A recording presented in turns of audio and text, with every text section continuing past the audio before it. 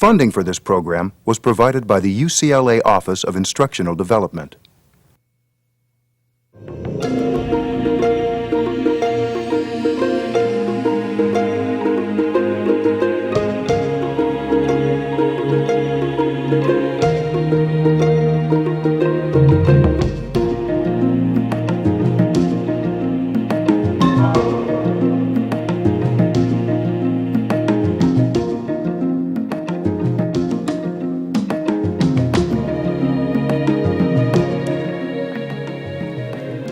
Chancellor Block, thank you so much for the lovely introduction. I'm really honored to be the 104th recipient of this lecture. Elizabeth Bork, Dean Waterman, Toshi Abe, someplace right in front of me. Hello. Let me start by saying that I have little interest in style. Just about none, actually. I have no preconceived idea of the projects that I'm initiating, and that includes everything I'm showing you tonight. Architecture begins with questions. The differences in architecture today are really the differences in the questions we address. The look of our work, what we call the physiognomic, is not a priori. It's a result, a manifestation of the processes that form it. Investigating, prioritizing information specific to its cultural, urban, political, and ecological content. An architecture of context regarding its place and its circumstance. And it was said in the introduction, I've been totally fixated on this idea of the specific and the idiosyncratic, and this notion of architecture's role as within this nature of the specific. Each of our projects promotes difference, but there are continuities, an interest in ambiguity, ideas of inclusion, the coexistence of apparent contradictions, both and versus either or, the idiosyncratic, the imperfect as the acknowledgement of our frailties. From the beginning, I've been interested in an architecture of complexity, work responding to the vastness of the disciplines and the interests which find their way into our work and are the generative material, which I'll speak about this afternoon. It's this, it's been this fascination with the breadth of the material that's associated to architecture and our ability to continually expand on the utilization of the multiple disciplines that affect our work, which has captivated me. I should also say that as a product of the 60s, as I look back, I realized that my generation moved out of architecture in its more internal sense of architects looking at architecture and other architects, and was hugely affected by the events taking place in cinema, music, within popular culture, and clearly the political world, and in literature. All of them becoming new generative material for the work that would take place. This notion of the vastness of information has very much allowed me to organize my talk tonight into two parts. First, I'm going to attempt to articulate in 4 areas of interest, preoccupations, let's say, that I've had for the last 25 years, which form the basis of the work. The second, I'm going to describe 5 very different projects which talk about a differentiated response both to the process and the methodology of solving those projects and to the nature of the specific issues they address. So funny, I'm so used to my computer, I feel lost all of a sudden. What do I do? Not that. Okay. 4 areas of topics I'm going to talk about: technology, landscape, urbanism, and methodology. Technology, tectonics, has 2 kind of aspects that we can identify. Both of them have to do with the nature of materials that form the substance of our work and the mechanics of making. 25 years ago, I came across this series of books. Got it for $50 at Hennies and Ingle. Most incredible kind of bargain. And of course, it's Diderot's 18th century encyclopedia. And what he was interested in is what he was interested in changing the way of thinking about and expanding our knowledge about the critical modes of thought of our objects. He was interested in the intelligence of objects. We confer values on things. And this was a departure point for all of my early work. When I started my practice 25 years ago, it became clear to me that I had to take responsibility for my acts of creative activity, meaning I had to be responsible for the making, the construction of those things within the environment, California, Southern California, of a very low sophistication of construction. And parallel to that, the notion of making itself and the direct contact with the material world was part of the generative process of making architecture, and it was part of the creative act. There wasn't a separation between a conceptual idea or idea and its manifestation into being concretized. The fact the two were completely integrated, and it became evident as we made these first works. Octavio Paz talks about craftsmanship as a mediation. It's form not governed by the economy of function, but by beauty, which is always a wasteful expenditure. A wasteful expenditure. There is a continuous movement back and forth between usefulness and beauty. This back and forth motion has a name. It's called pleasure.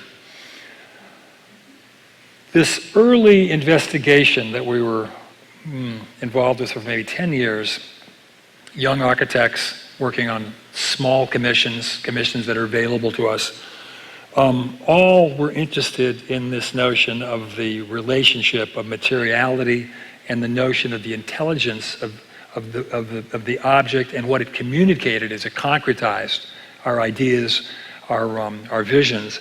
And all of it was interested in this back and forth play between performance, its realization within functionalities, and its lyricism, and its the other, speaking of broader conceptual interests.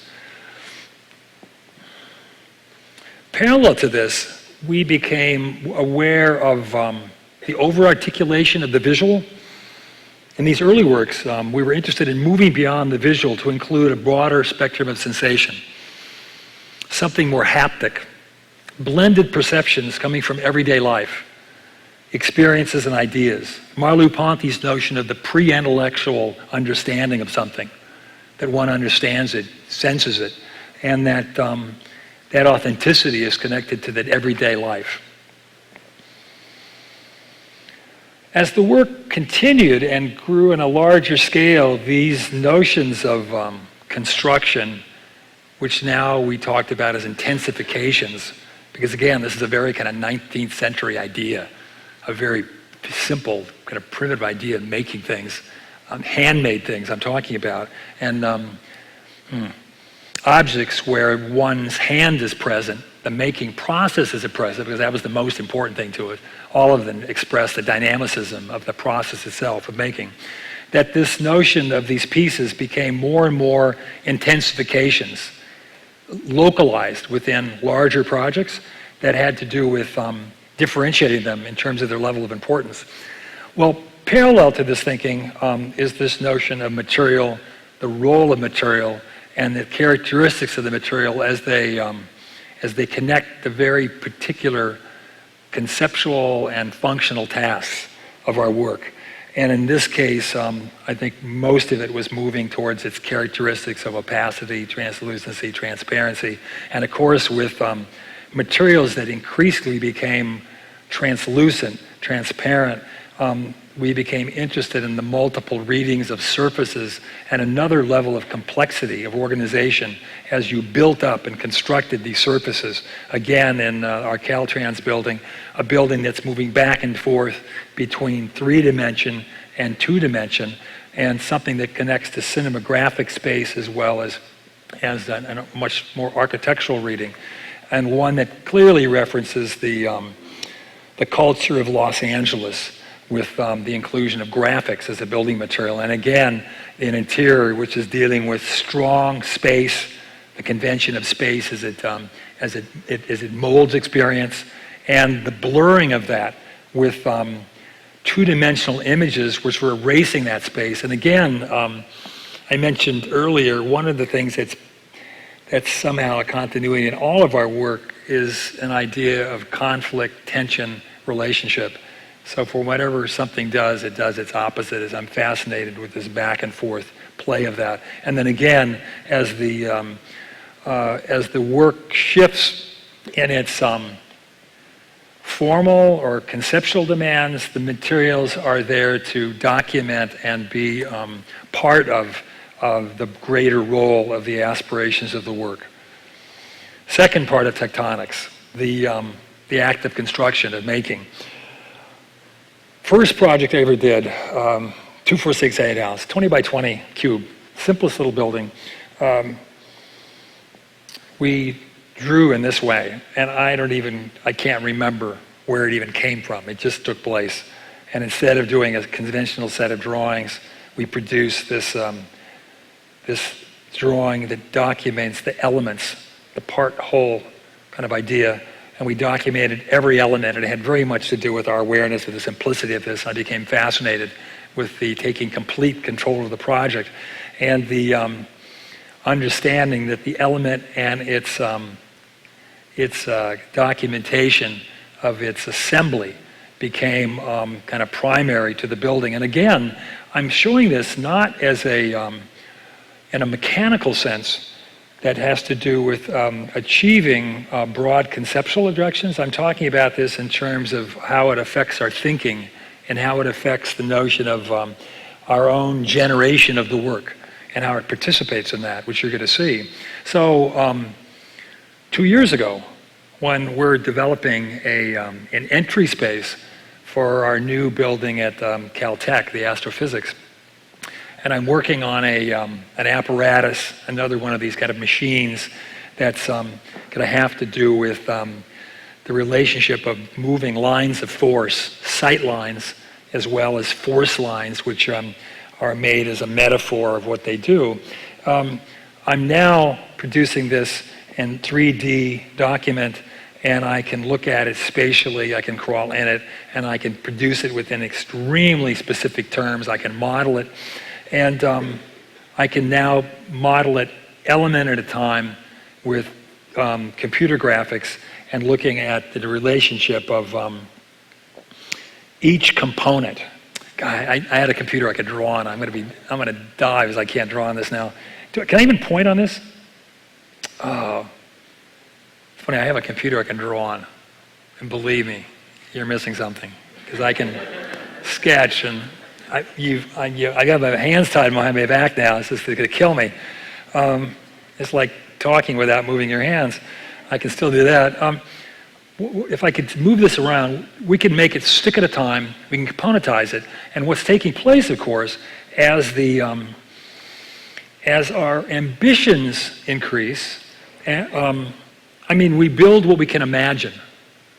And that's the part of the reciprocatory relationship between what I'm talking about and what I'll talk about later in terms of ideas and concepts.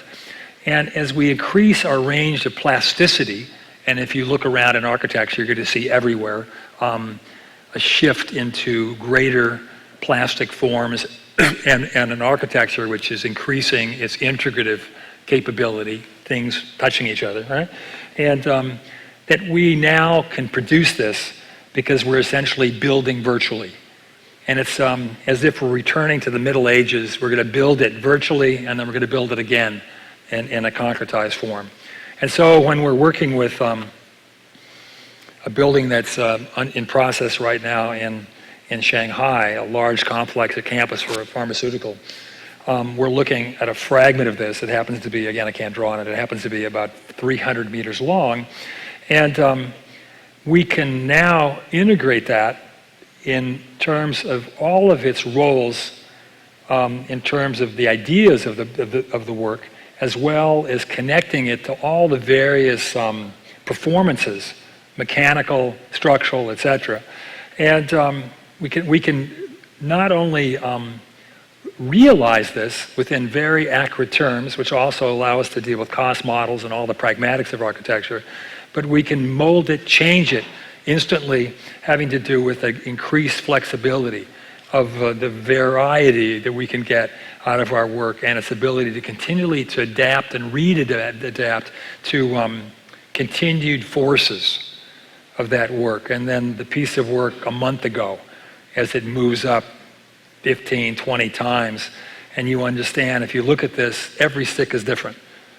Every piece is unique, and it'd be as if, again, only 20 years ago, this had been a handmade object and would have fallen in that earlier set of discussions I was having with the handmade, and today it's absolutely part of the way we make work.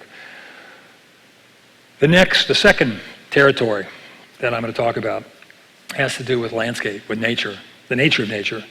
And of course, our work touches landscape, and it touches the notion of how we conceive nature in a most kind of fundamental way. And you'll see in the 5 projects I'm talking about, there'll be very specific examples of that. It starts with something really straightforward. A shift has taken place in the last 20 years. Current theories of ecology demonstrate that vegetable and animal life pursued their courses not in vast, limitless territories, but between the individual and their immediate environments, rendering the individual and his environment indistinguishable from one another. This, of course, has affected the conditions of our work. And what you're going to see is a series of engagements where we understand this relationship is now singular as an idea. And again, whether one's looking at that in terms of some idea of homeostasis, some sort of an equality between the built world and nature, or built nature and the built world, it becomes part of the discussion. A piece of work that many of the architects out there, I'm sure, have seen, something that I had been using for many, many years, and it's, of course, Caspar Friedrich's painting, the Sea of Ice, which anticipated nature's active role, a powerful nature, at a time when the subject matter of paintings was dusks and sunset.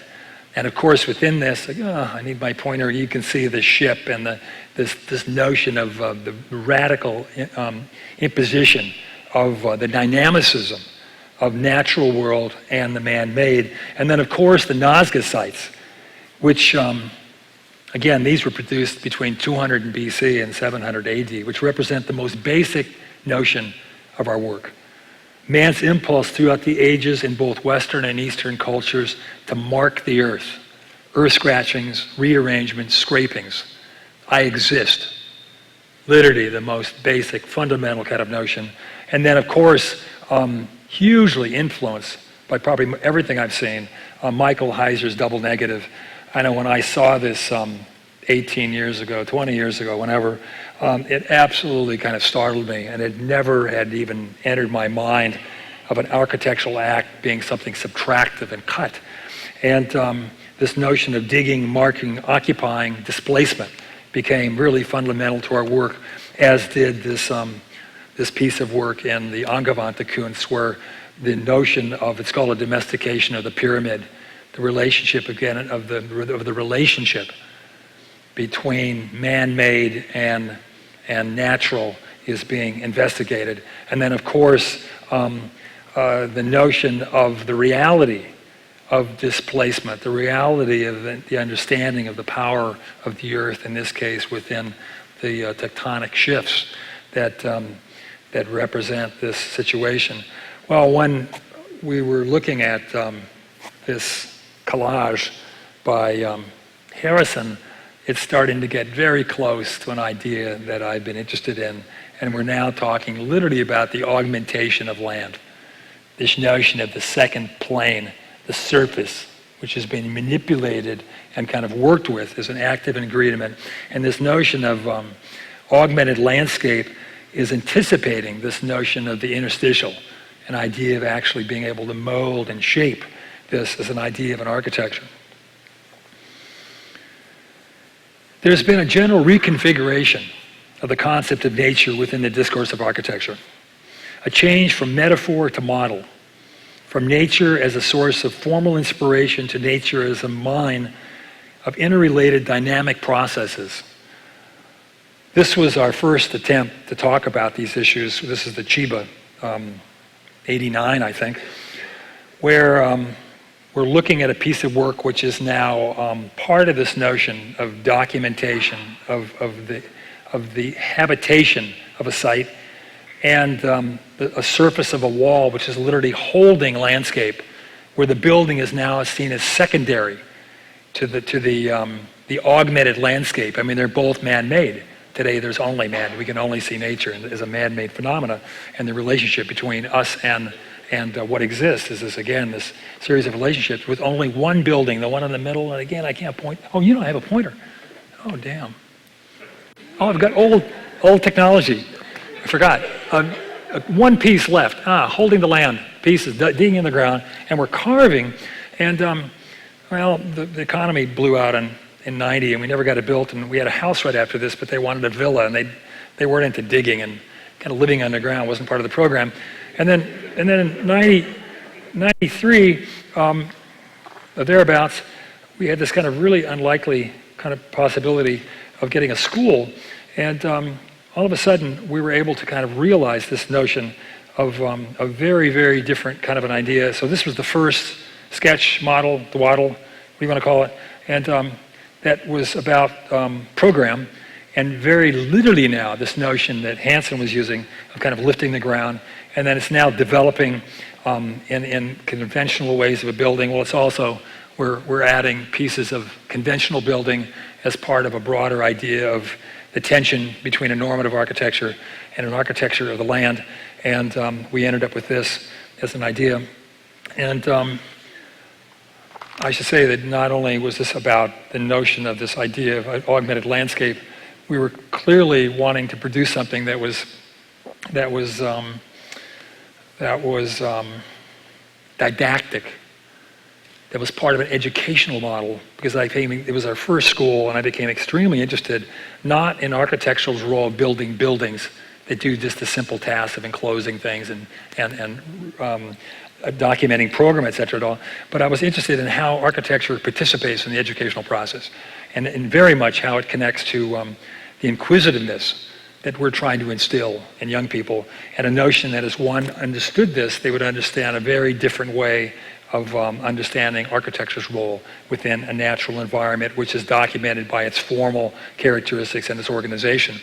And then again, with the Hupa Bank in Austria, just about at the same time, we became fascinated with architectural kind of the challenging of normative architecture, and unlike typical architectural objects in the landscape becomes an active tool shaped by the complex urban forces, but also shaping its context. So this relationship of a large building, a complex of buildings in this case, which is both forming in response to its urban environment and is being shaped by an idea of nature itself.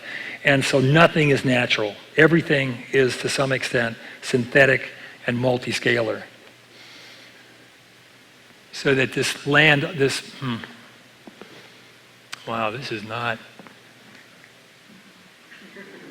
is it sacrosanct to kind of pull this over? The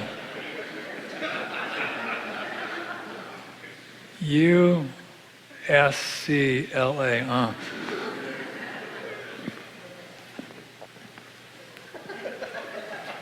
Am I going to lose my position if I do this?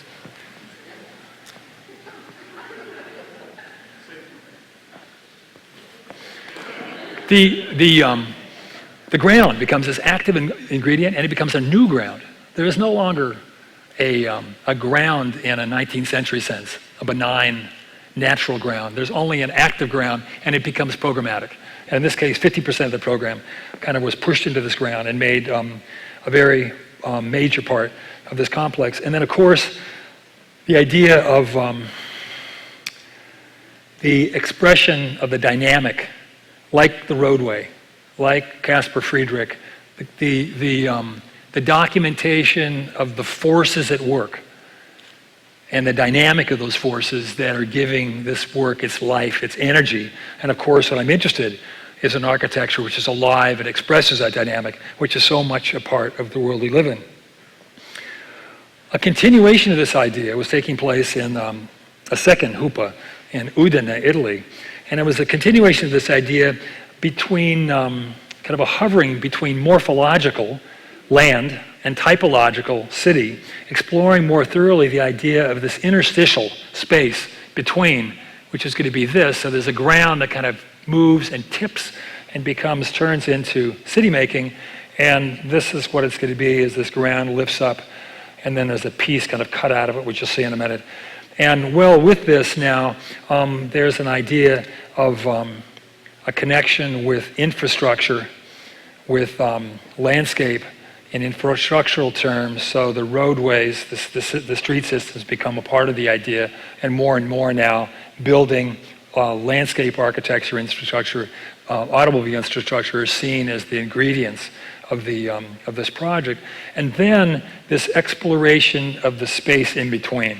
Literally Harrison's lifting of the landscape and occupying the space in the between, which becomes a new type of public space and a part of a sequence of movement and a narrative spaces that's taking you from the public to the private, or to various places of semi-public to the private, etc. And then out of this are places of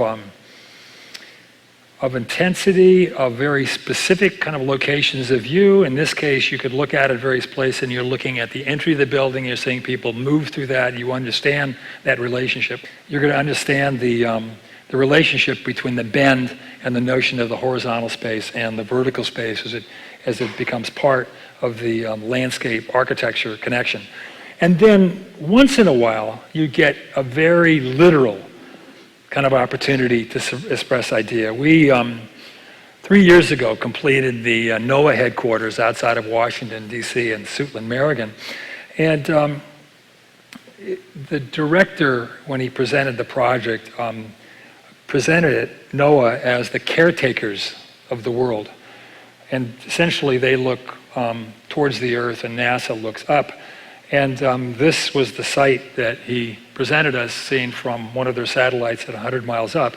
And we're right here, and Annie, who's in front of me, we're just about to get a series of photographs. They're going to move from the satellite and it can take us right to the building, but I can't show you that today. Well, this is a fascinating project.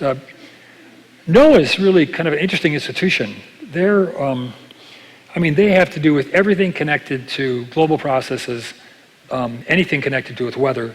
And they reminded me that 1/3 of America's gross national product has to do with weather, meaning their institution. Well, several things happened. As he said, the notion of caretaker, we immediately became interested in the notion of the site in its somewhat benign sense. So the idea was to leave the site empty, well, in this case, Leger's hut, and tech it up a bit, make it relevant to the task. In this case, the ears, the dishes, which are doing the up and down loading of their 22 satellites. And again, use the Earth's surface, and in this case, it's 6 acres of internal space for their administrative offices. And there's one bar that comes across that has their mission control and the satellite dishes, which are lifted in the air and given free access to their airspace and are also protected for security, et cetera, et cetera. And we produce this. And again, like Harrison, we kind of just lifted up the ground a bit. And on one side facing north, you're getting direct light. And in other places, you're getting courtyards that are bringing in light through the space.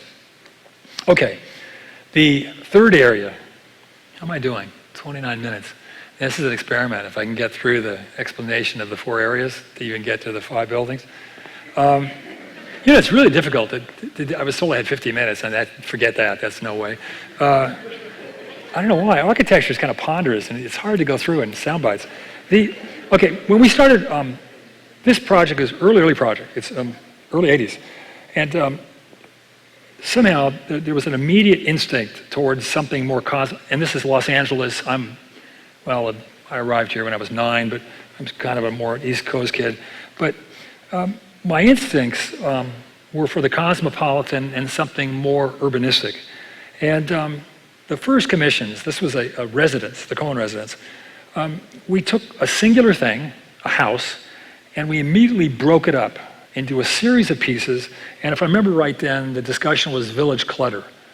We were looking not at the modern metropolis, we were looking at something much more informal and something that we thought was much more in tune to this type of a project, which was maybe more collected to the medieval city or the pre-modern city, and something that developed accretionally over time. Because at this point, I was already interested in the notion of how single buildings make up towns, cities, villages, and how the notion of that town is made accretionally over time, and the qualities, the properties of that are what I'm so interested in. It started finding its way in our first work, and then right after that, we were developing notions of fragments, the incomplete, and trying to look at this notion of multiple buildings, but it wasn't quite so literal. There were fragments of things, of separate things that say you could conceive of different buildings, but they also include, again, I keep pointing this to my computer, which is doing get it all. It looks good to me. It includes walls and landscape as part of the components, and this notion of organizing something that somehow has a new thinking of what coherency is. Because again, architecture is nothing more but making things coherent, making them organized. We were trying to produce something that represented a dynamic coherency that was making up of these incompletions, of these fragments. Again, very much part of our strategy, the Udana, as we're now connecting fragments of multiple building types, as well as infrastructure, landscape, and transportation.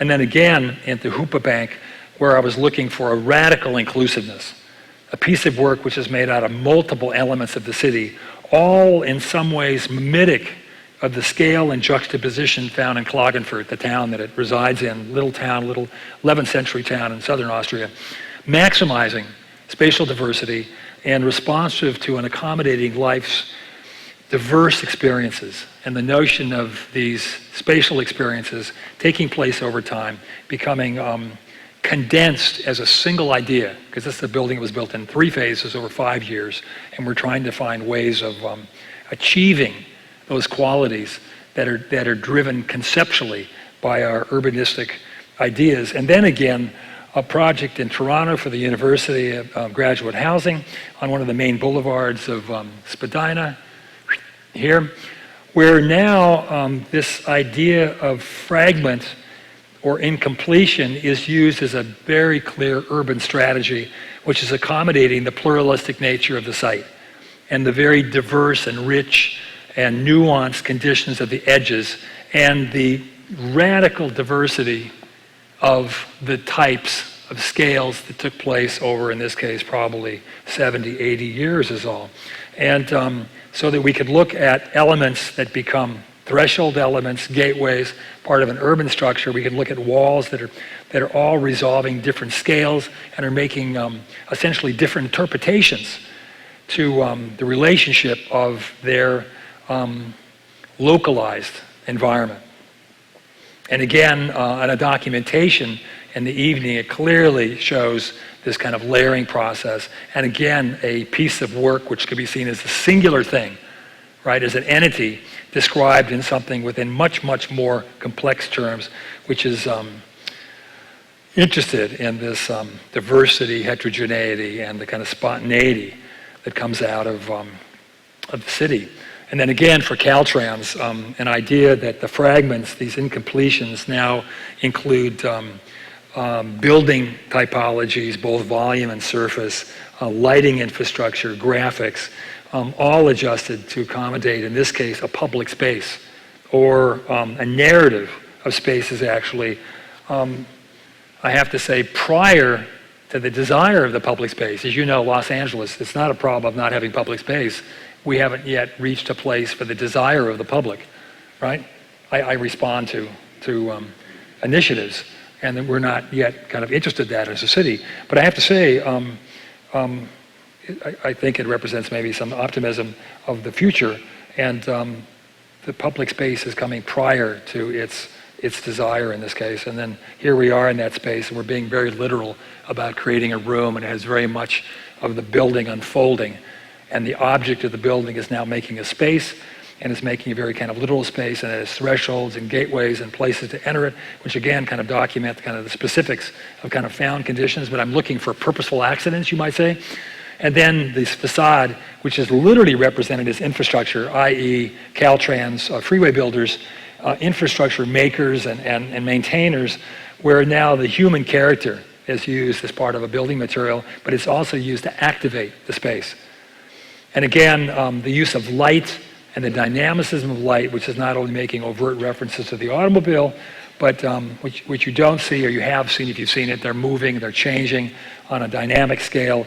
And we're aware of the kind of lack of activity or the somewhat benignness of the space, and we're forming an architecture that can activate itself prior to its occupation. And I have to show this. The first elements I'm showing you with urbanization have much more to do with kind of formal ideas. And 5 years ago, I started working with my graduate students here on a project for LA Now. And I want to read a piece that I put as an introduction to this book that starts with the city. The city is the most profound creation of humanity, continuously changing, evolving, mysterious, and therefore important in ways unknowable. In its lack of fixity, in the unthinkable number of its random interactions, exchanges, and encounters, in the sheer magnitude of the variety of intelligences, here rests the potential for true creativity, where serendipity and spontaneous combustion take place. Our cities are the location of continuous regeneration, places of infinite possibilities demanding from us an attitude of expansiveness. I've, in the 50-some years I've lived here, it occurred to me 6 years ago, and with a series of discussions with colleagues, that I'd really never focused and looked at the notion of this place we call Los Angeles. And I started this initiative with a group of UCLA, and we produced a series of books. And the first one had to do with the definition, or attempting to get our arms around this thing we call Los Angeles. And of course, it's not a single thing. It's made up of 134 different individual towns, and we don't quite know what to call it. And well, we call it an agglomeration, we call it a megacity, we call it a metropolis, but there's really no nomenclature yet to even express the nature of this thing. And of course, this is the modern city. It's the prototype of the 20th century city, which now is becoming the Sao Paulos and the Singapores, and we could go on and on. And it started with this notion of attempting to get our arms around this enormity of this place that we call LA. And it started with the definition of the number of things that make it up. It's a polyglot, it's a multiple-centered city. It had very much to do with relating its scale to larger entities. And I have to say, once we did this, I myself have never thought about it in the same way. Los Angeles is, I keep pointing at this. I'm just so, that's the Netherlands. It's the size of Holland, right? That's Switzerland. It's twice the size of Switzerland. And it's interesting, because when you talk about LA, and you then understand that it's actually larger than Holland, it starts you thinking within very different terms, in terms of macro, micro, global, local, etc. And then we looked at the demography, we looked at the culture, 100 different languages, on and on. We looked at it ecologically, a territory the size of Peru it takes for our ecological footprint. We looked at flora and fauna. We looked at transportation. A single day in the city equals 6,000 trips around the world. And again, we're just grasping the significance and, say, the personal responsibility of a very simple act as it's quantified within these terms. And again, in the terms of transportation, we're looking at LAX, which moves 64 million people, a very, very large city. And then again, we've continued that. My last group of last year, we went to Madrid and we studied the POWs, the new towns. We took 3 of the new towns and we challenged again, a very a priori, very traditional idea of land planning, which was more or less 19th century, and we looked at it within these broader macro terms, and we looked at it in terms of the specifics and the precision that these sites allow us to talk about, and came up with very different alternatives, which we're going to present to the city later this year. And then, again, a project that came out of that, which is something radically specific to its site, to its ecology, to its location of the old town, and on and on. And then one of our projects, we won the 2012 Olympic Village, which of course went to London. But again, this notion started very much shifting us. And what was taking place now is we're moving away from our investment in organizations that are more physically based, more formally based, into ideas that were more tactical and strategic. And in this case, as we presented to Doctoroff and Mayor Bloomberg, it started with the idea of 3/4 of the site was going to become a park, which would have been the 3rd largest park in New York, and separated the broad strategic directions having to do with this particular site, its use over time, etc., with the more specific formal design or its interpretation into some formal idea, and again, looking at the park.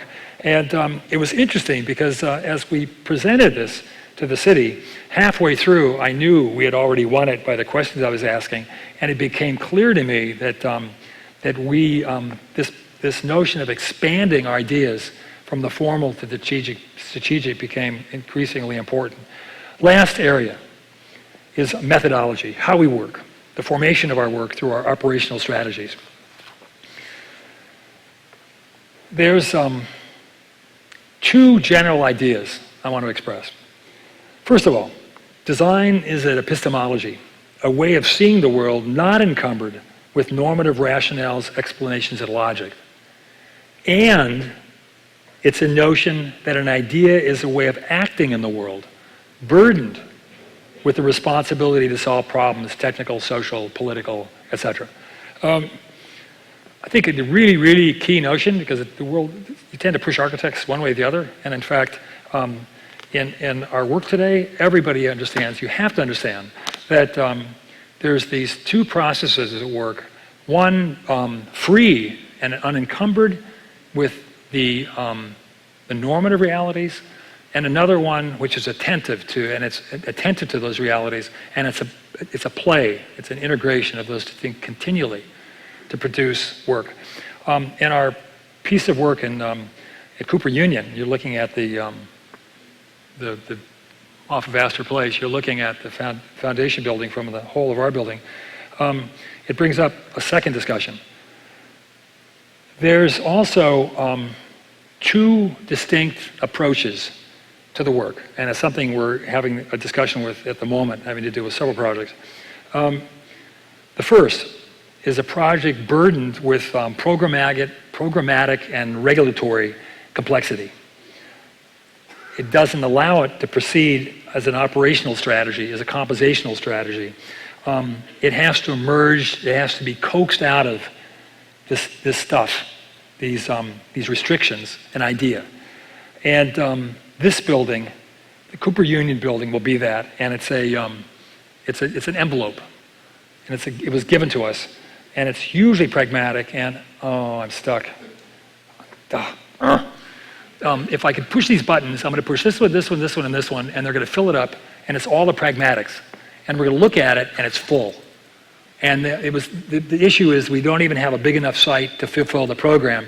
And then if I took these guys, which is the architecture, which are the social spaces, a vertical piazza, which will be that is the architecture of the project. That's what we invented out of this. And it's a perfect example of a project which is which has these enormous demands out of which you have to literally locate the work. You have to locate your architecture. And the difference between the pragmatic and this, which is a documentation of the interior, and again, kind of an early study, it's moved on from there. Okay, second approach allows for specific design operations to be set in motion prior to the establishment of program, which means it offers potentials for new forms of relationships, connections, interdependencies. It's the most interpretive. It allows for an increased challenging of shaping behavior, altering status quo, and to no surprise, it's the preference of choice by architects, where one can allow one's own demands conceptually guide the project. And this is an example of that. And again, I'm going to be stuck without my little tools, but it's going to be a design center in Taipei of a few years ago where we can take 4 different subsystems, and I can put those systems together, and I can invent and interpret an architecture with huge capability for diversity and for solving complicated problems. And I have the tools through computation to juxtapose these various elements in ways that produce varied space. So I can produce this, and I can produce that, and I can produce that, and I can produce that, and so on, out of a single structure. And this notion of the relationship of not a single organization, but multiple organizations having to do with guiding our work has become essential in our strategies. All of it having to do with, again, maximizing differences, which is something, again, that's going to be parallel in all 4 subjects I talk about, and all of it interested in something between the autogenerative, autogenerative, Pollock, throwing paint, and willfulness, intentionality. It's looking for the balance between those two. Okay, I have theoretically 3 minutes, by my standards at least 13, and I'm going to talk about very quickly 5 projects. And if I've done my job, I should be able to go really quickly, and in fact what I'm talking about will become evident in this work.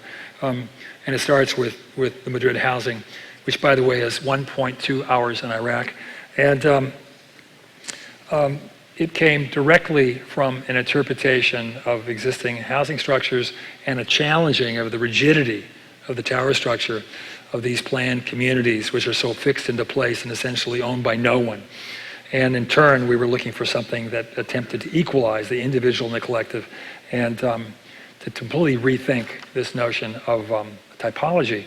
And it started with the translation of the block into some new form, which had to do with the cellular nature of housing, where it's made of rooms, each room wanting air and light, which is very different than an institution use with varied program, or a traditional notion of office, which is universal.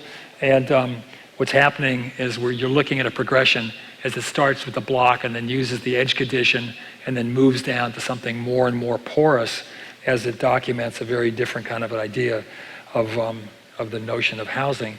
The project was used vernacular culture, which you see, of course, is the Kasbahs of Marrakesh. You see the Moorish influence on this city, and we're exploring a very new prototype of social housing akin to the village. Again, we're looking at something that talks about community and something that is incremental, where these structures foster a communal living situation and are highly adaptable and have a capacity for continued change and restructuring over time. The project as built, again, social housing in this country doesn't exist, so for me it was an extremely kind of interesting project. And again, we're looking for something where a framework is neither too generic or too rigid. It responds to the surrounding energies, and it's something that has, it gives as much as possible the authority to the user that has to do with the smaller appropriated space where one moves from public space to more and more private space. And again, a radical shift in the idea of scale to something that's much more commensurate with the residential and something much more commensurate with the notion of village. And then, of course, this roof structure, which you don't see, these pieces are all lattices that will be covered with landscape. And the notion of the last layer was in fact plant material, which is going to filter light and produce the patterning of light, and also increase a sense of scale, the diminishing of scale, and become part of a very particular typology related to housing. And then, of course, this is a project about sociology and architecture. The modernist urge was resolved to get rid of chaos through order. And today, I think the opposite is occurring. An attempt to impose chaos on relative order and to bring back the informal, the intimate, having to do with social relationships and the culture of the town. Aldo van Eyck referred to this as the space of the place. And again, an understanding of the need to possess the space. They're broken down into pieces that connect to ownership. All having to do, again, with a diverse kind of idea. There's a pedestrian series of connections between these that all refer to the village and the scale of the village. The vertical looking out at the roofscape, because the roofscape was absolutely seen as part of a augmented landscape. And then our project in Cincinnati, very, very large project in the middle of the campus. It was the last of it's going to be right here, right there. It's it's 5 programs that are going to restructure the middle of this campus, and it's going to be about an architecture of connection and relationships and transparency. It's going to be about producing a connective tissue between the campus. They had previously been building object buildings, object of desire, buildings of Symbol, Eisenman, Michael Graves, Frank Gehry over here, Bernard Schumi. And then when we got there, they decided they wanted to shift strategies. They knew our work, they were newer, interested in these ideas, and we had this very kind of funny interstitial site, which is housing and academic space and the main rec facility and the main food facility, and under that, the infrastructural center of the school. And this is that thing there. There's the Michael Graves, and we kind of, a piece of that was, there'll be another one here, was tipping our hat to his interest in the conventional, the symmetrical, etc. And you can see the role of the football field as it becomes part of the texture and the infrastructural idea of the street, which is going to move to the old part of the campus. Let's see if I can do this. And then parallel to what I showed you in Taipei, I have a system of making very, very complicated, multivalent places that are made up of not a single idea, but are layered with ideas as we build up these 5 structures which are compressed into this single urban site, which allows me to make the planning that, again, represents this huge complexity and variety and diversity that I can organize, that I can control, because that's all I'm looking for. And out of that, we get this. And seen from this open space next to Michael Graves, a roof form, which is part of landscape, which comes from a landscape strategy that Hardgraves, and again, dealing with seasonal variation. The landscape will glue it together as the roof becomes white, as it snows. And again, from the football field, seen as a part of a landscape that's moving up from the field. The beginning of the movement path, the pedestrian path, congested, urban, a threshold piece, a la Toronto, initiating a gateway and entry, spatially documenting that, kind of moving through the street, a piece of San Gimignano, if you will, up to the older history, a fragment of this piece as it interprets the field. Again, the connection of things, not the object, but a relationship of objects, always seen as a system of connections. And then a series of found spaces or purposeful accidents that come out of the strategy, a subspace, part of a movement space between the main movement space and the entering of the building, kind of looking out of that. And then you're going to see pieces of language which connect this notion of the pieces I showed you that I can control. So as we move through, I have a very active, very fluid organizational system, much more connected to systems of nature that allow me to make coherence out of this very complicated aggregate of pieces, all of it supporting transparency, interconnectivity, which is very much part of the thinking of the campus and the administration. And again, if you could look out that window, you're over the football field in 50,000 pieces, ditto. Again, as we look through this continued variation, as one looks through the dining hall, again, the lower swimming looking up out of the building, the professional pool that's again dug in the building right at the edge of one of the main paths of the parkway, because literally the existing infrastructure documented the building. The building comes outside in, if you will. It's a reflection of the forces on it. And then a very, very different project that I'm not at time, and I knew this would happen, but it's life. It's because I have three things, and this is a building about symbol, and this is a building about an idea that starts with the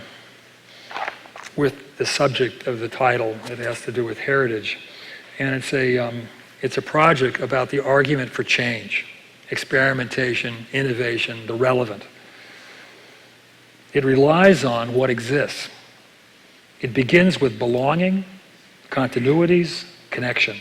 We assimilate new experiences by placing them in the context with the familiar, reliable construction of reality. For the ability to learn from experience relies on the stability and the interpretations by which we predict the pattern of events. This structure, in turn, rests not only on the regularity of events themselves, but on the continuity of meaning. This whole project was based on an idea of the reinterpretation of the courthouse, starting from the history of that courthouse, whether it be the Supreme Court or whether it be the single-room courthouse that makes up a huge amount of the texture of this building type. We're going to get to there, but before that, there's going to be a long dialogue with my client, Chief Justice Michael Hogan. He was a literalist in terms of the interpretation of the Constitution. And of course here there's a direct relationship between interpretation of the law represented by the Constitution, the Bill of Rights, and the interpretation as a looser, broader, flexible document, which is seen as a dynamic versus a fixed document. And it was an absolute parallel in our conversations between architecture and his notion of precedent and the legal system. And it led us to other notions of organization, the Tao of fishing in this case, where I was able to talk about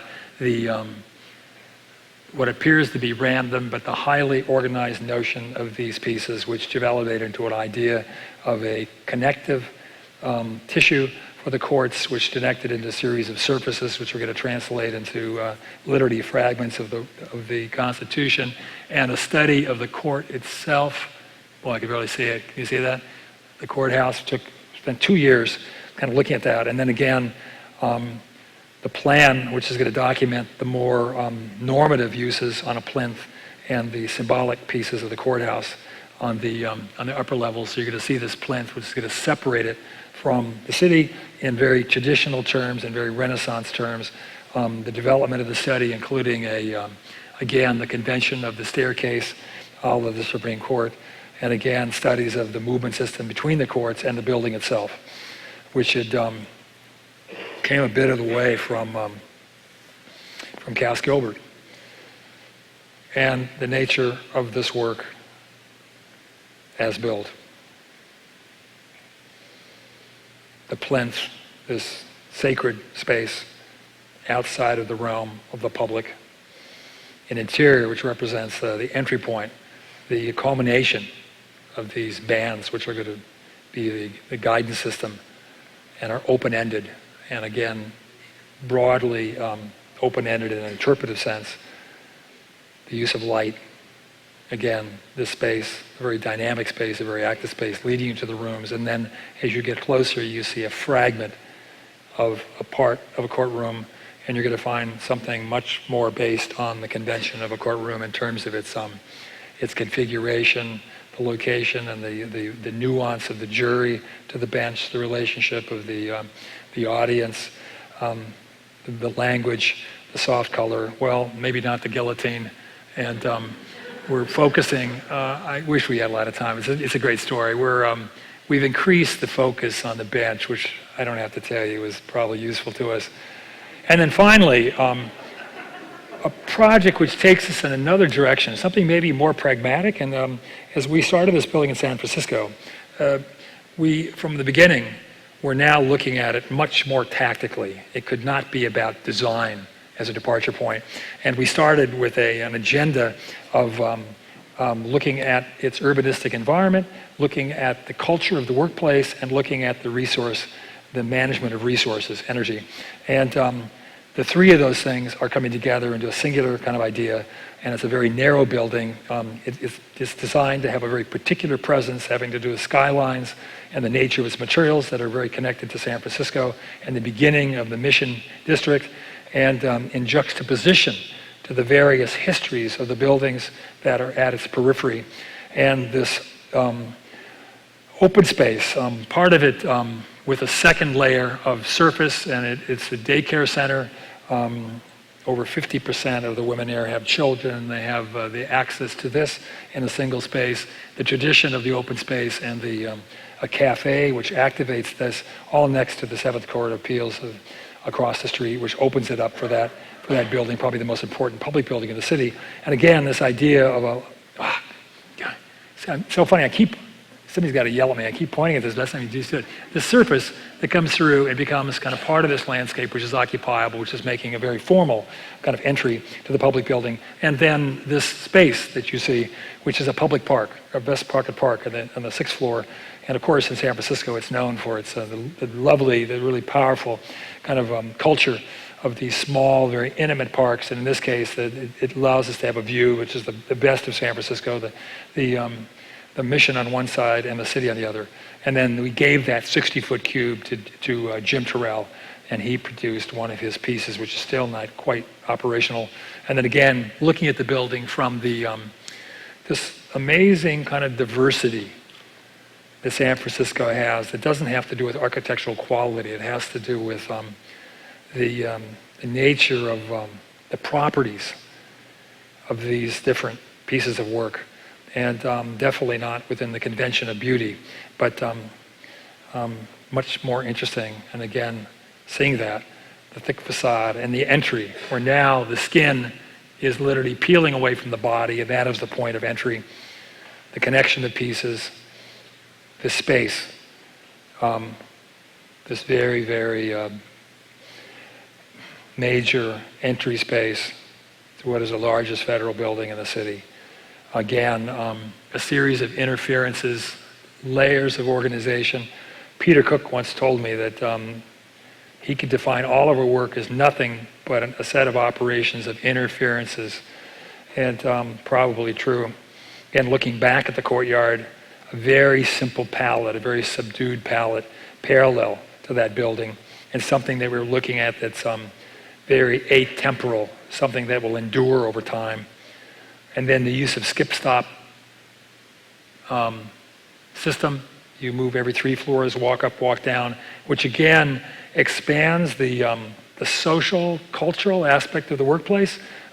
We were interested in breaking down the barriers that take place within large institutions to deal with the balkanizing of these types of institutions. We produce tea rooms, meeting spaces, secondary places of engagement that take place at every 3 floors. Then you move out, and the The landing becomes a space, and it's the one you're looking at. You're literally on glass hovering over the plaza. You're outside the exterior of the building.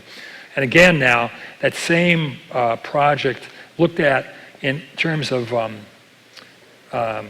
broader ecological parameters. You're looking at the skin, which now becomes the second skin, the north side, which is guiding in light, an interior, which is pulling through the wind through this upper portions of the cosine curve, and a complete rethinking of the culture.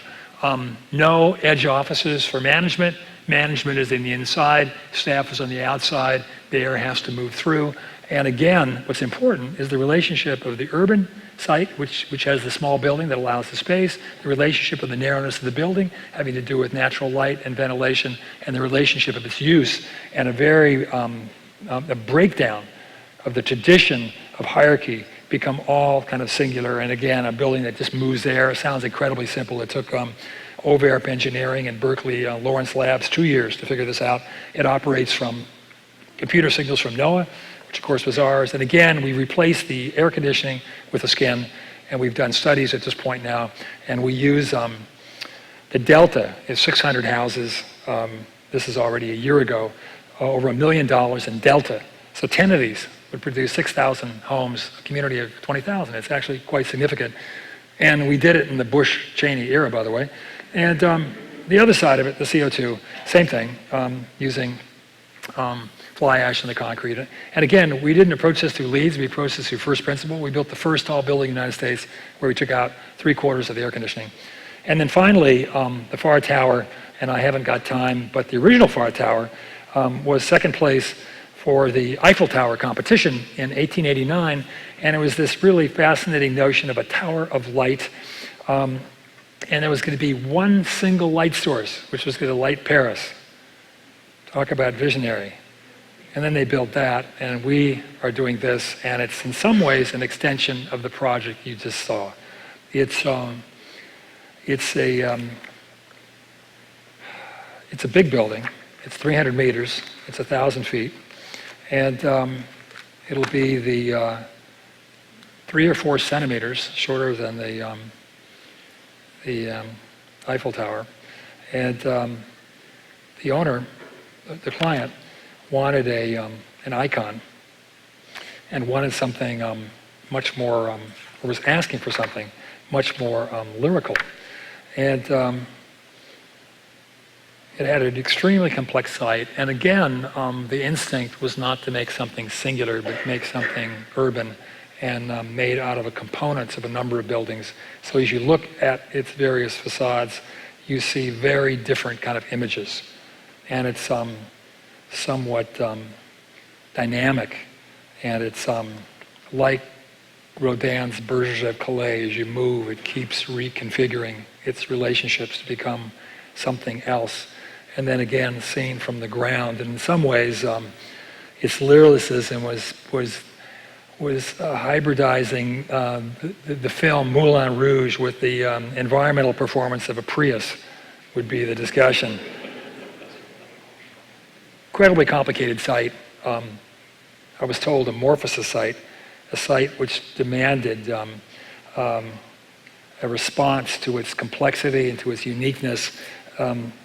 Context, of course, means literally with text, and this is a project which interprets that. A pavilion that's taking you up to the 100 feet to the entry, because there's a big carve through it. It ends with a structure, a racer head, wind turbines, which are going to operate half of the year and condition the building. A sky lobby, which is part of that structural piece, and then a skin parallel to San Francisco, but much more articulated. Now it's moving around the building. It tracks the sun east, south, west, and this double scan. And now we have, we're increasing our own ability. We can look at it in terms of performance through scripting, where you're looking at a part of a drawing that shows over 4,000 individual pieces, each of them talking about the date that they perform to a maximum degree. And then the building as it look in the evening with light, which documents the nature of this dynamicism. What I've tried to engage you with this afternoon is an architecture which is understood as a constantly emerging activity, an original act, a set of conditions unique to a situation. These qualities remain attached to what is its own and is neither telecommunicable or transportable. There are, of course, inevitably similarities among our projects that I've shown you, characteristics that make them recognizable as our work, the work of Morphosis. But that's not what interests me. I'm engaged by the process that allows me to produce something that I cannot preconceive. I am captivated by what emerges and develops from the smallest piece of information as it absorbs the vast number of realities that come to impact it. This process, the end cannot be known at the beginning. Like life, it is evolutionary, adapting, transforming, growing out of, but not enslaved to, the profession's overinvestment in what has become the pastiche of history, with its a priori solutions and its lack of willingness to transform or adapt to the necessities of the 21st century. What I am advocating in architecture is that one that utilizes stability of convention as a basis for future demands. It's interested in relevancy, a work that is engaged, active, challenging, demanding inquisitiveness, filled with hope, immense sense of joy of possessing and acknowledging what is possible, meaning what it means to be human. Architecture is a way of seeing, of thinking, and of questioning our world and our place in it. Thank you so much.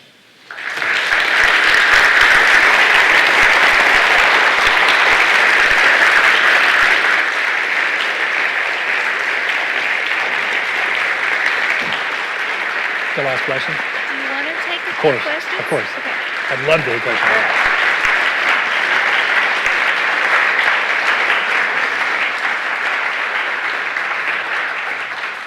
Now it's our tradition for the research lecture to entertain a few questions, and Professor Mayne has agreed to do that.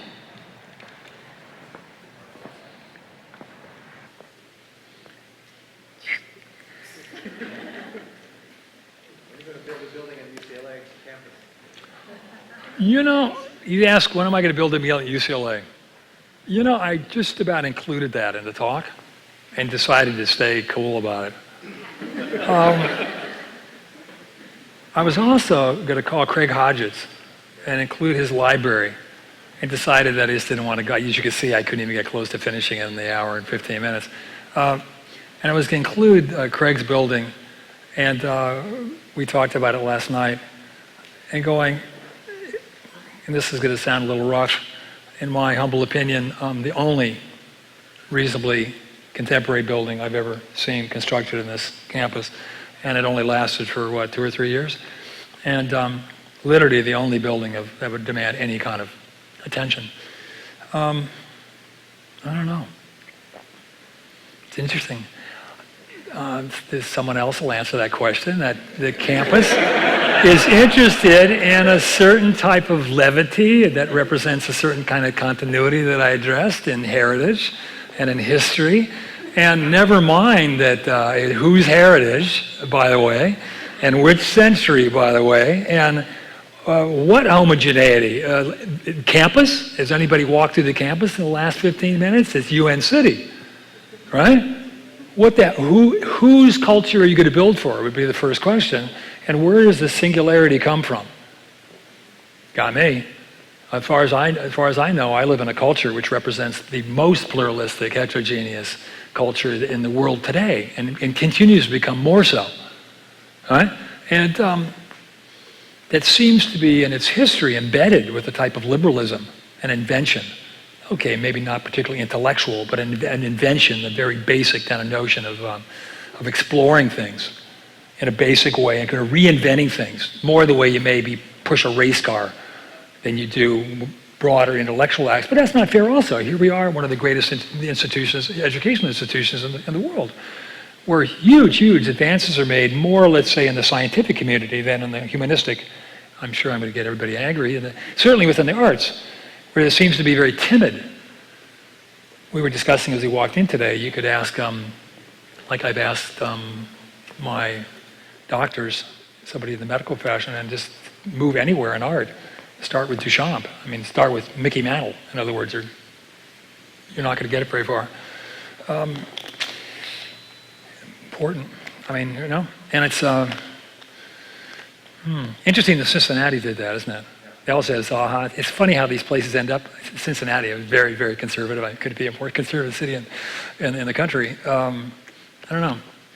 I mean, Harvard and Yale and MIT have gone through that. They're collections of modern architecture representing idea structures and kind of how we thought, and right, and how we manifested those thoughts through the 20th century.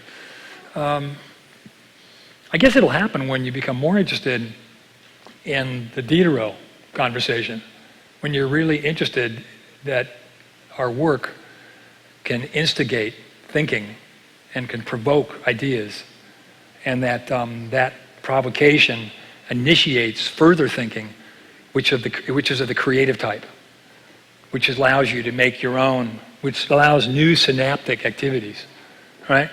That allows you to move forward. And I would say today, clearly again, in my generation, one of the shifts had to do with a kind of purity within the profession of, again, architecture, dealing with architects, right?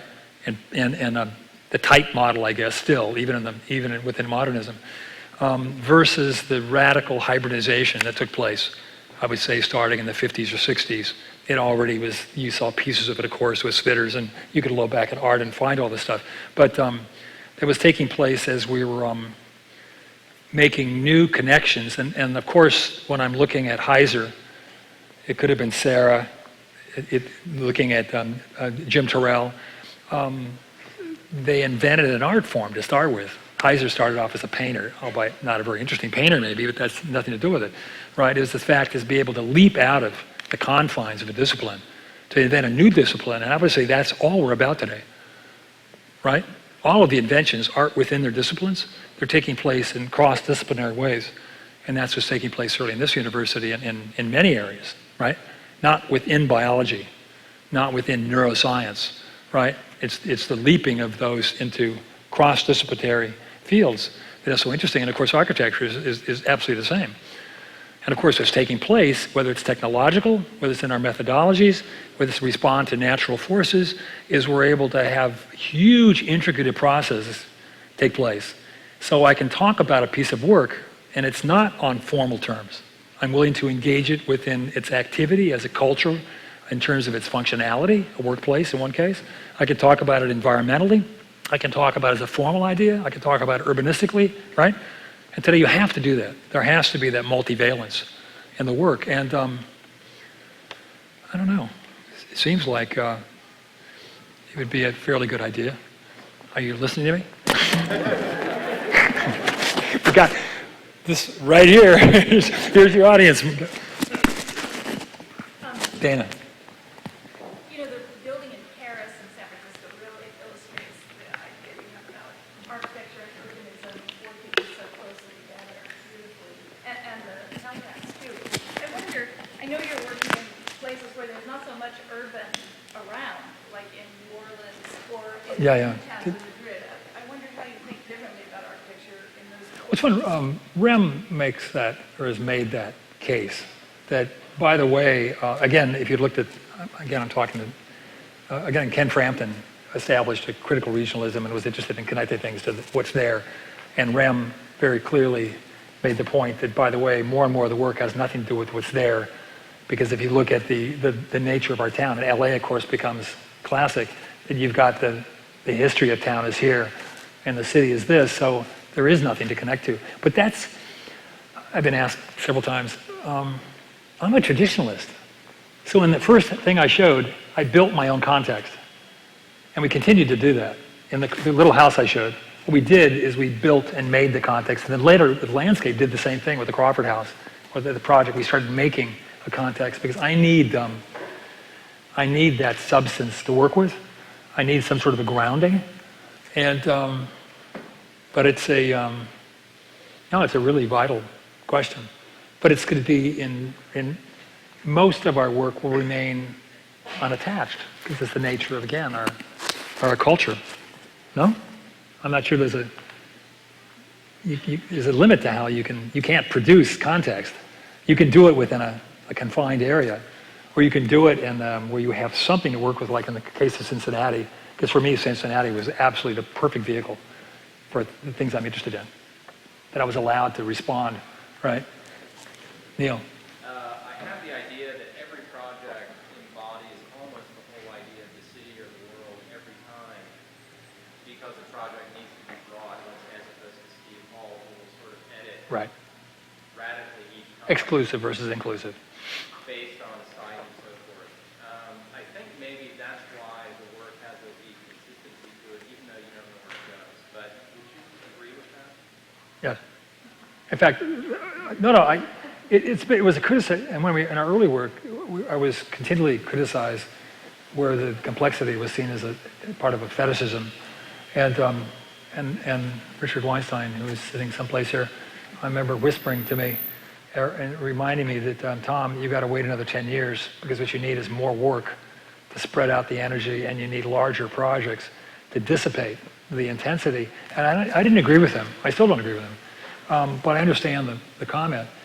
But I would still say, if you looked at biological models, are simple organisms, non-vertebrates, less interesting than vertebrates? There just are. So if you look at an amoeba, you want to compare it to a giraffe or a lion. And so I say, Richard, you're preferring non-vertebrates, and I'm interested in vertebrates, but they can be small vertebrates or big vertebrates. I don't quite get the discussion, because I would say it has more to do with some characteristic of complex things or simple things, and they can both operate in our world, and without having to have an opinion. I guess that's one of the things that I like to observe things. I was going to show a slide, but I took it out, a cultural slide. I like to observe things without having to have opinions. Just observe them and try to find an explanation without applying ethics or morals, which I find a really nasty problem of our culture, of having to divide things into lefts and rights. And right now it's a sickness, which is really destroying us, actually, where we're unable. There was an article in the New York Times, LA Times, New York Times, I think, book review. I forgot, a lecturer that was discussing more and more when she lectures. She gets 200 people, and 95% of them already agree with her. And she was lecturing in Kentucky, and they have counter lectures by anybody against, she's secular. So they have a Christian lecture, and the Christian, who was an ex-pedophile, outdrew her, which kind of pissed her off. But the discussion was, more and more, there seems to be a lack of openness to looking at the world in terms of ideas and potentials and possibilities. And one has to already have a priori kind of ideas of things, whether they're correct or not. And we suffer hugely as architects, right? You understand that. If you're process-driven and you can't show them what you did, again, it was only the generation in front of me, I won't say names, you know who they are, that produced a language and a consistency of language, so you'd go to them and you knew what you got. And the project began with language. Make sense? The language was a priori, prior to the project. A school, a theater, a residence, etc., worked within the terms of that language. And one would be comfortable. And I've got a sign here that says stop. And I think a huge amount of young architects, certainly since my generation, are embedded in process, which one can, obviously, as I talked about, the interest is in actually moving beyond your preconceptions, which would be absolutely what any scientist would tell you, which is really interesting. If anybody in the scientific community, in the quote, the rational community, if they didn't use processes that moved them beyond what they would know, there'd be nothing to do, right? Those processes are only there to deal with complicated problems that rely on those processes to move you someplace and have a trajectory. And even like the astrophysicists, if they used huge hunches, right, they still have some means of moving forward, right, with their sophisticated tools. And I guess we're over. Thank you so much.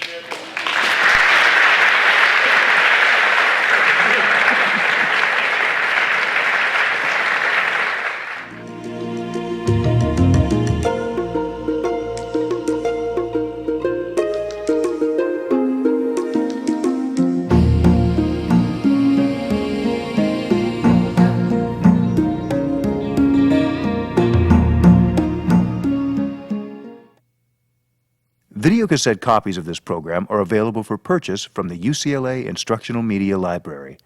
Call toll-free 1-877-958-2200. Additional information about the people, places, and ideas discussed in this program is available at our website, www.webcast.ucla.edu.